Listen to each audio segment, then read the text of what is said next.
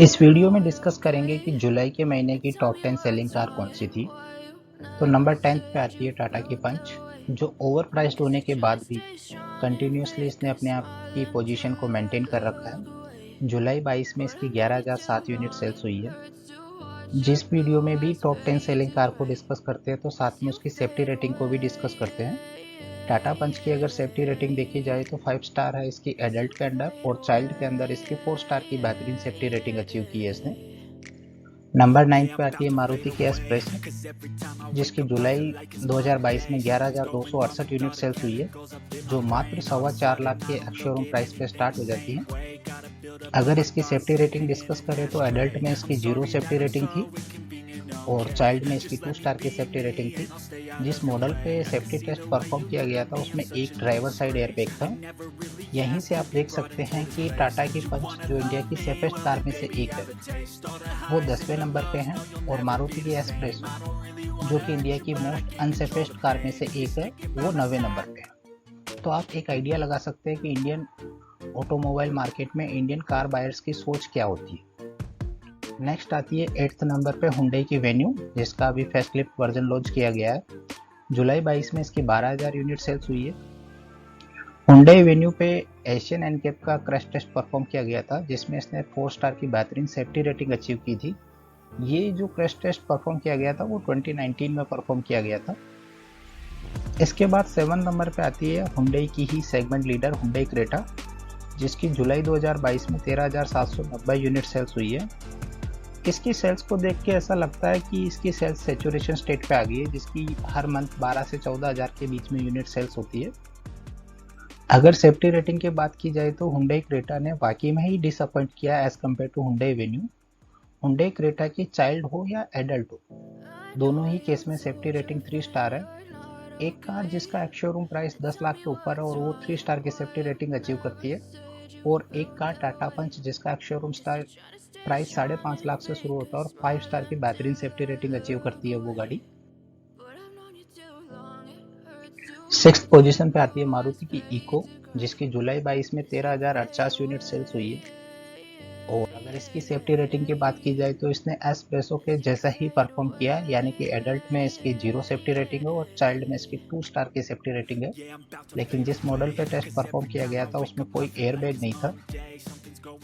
5th number पे आती है मारुति की डिजायर। एट प्रेजेंट में इंडियन ऑटोमोबाइल मार्केट में सेडान का मतलब होता है डिजायर। डिजायर ही एक इकलौती सेडान कार है जिसने अपने आप को टॉप 10 की लिस्ट में हमेशा से मेंटेन किया है। जुलाई 22 में इसकी 13,747 यूनिट सेल्स हुई है। और मारुति की डिजायर के साथ भी सेफ्टी इश्यूज रहते हैं, जैसे कि बिल्ड क्वालिटी वगैरह, जो दूसरे मारुति कार्स के साथ रहते हैं, लेकिन इसने अपने आप को कंटिन्यूसली मेंटेन किया है टॉप 10 सेलिंग लिस्ट में।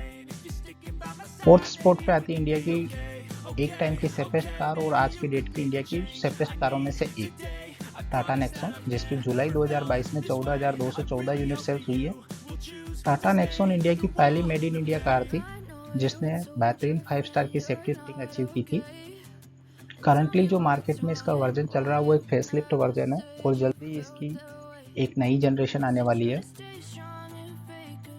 3rd स्पॉट पे आती है मारुति की तरफ से एक दूसरी लेजेंडरी कार स्विफ्ट। स्विफ्ट कुछ भी नहीं है, डिजायर का हैचबैक वर्जन है और स्विफ्ट भी डिजायर की तरह हमेशा टॉप 10 में रहती है। जुलाई 2022 में इसकी 17,539 यूनिट सेल्स हुई है।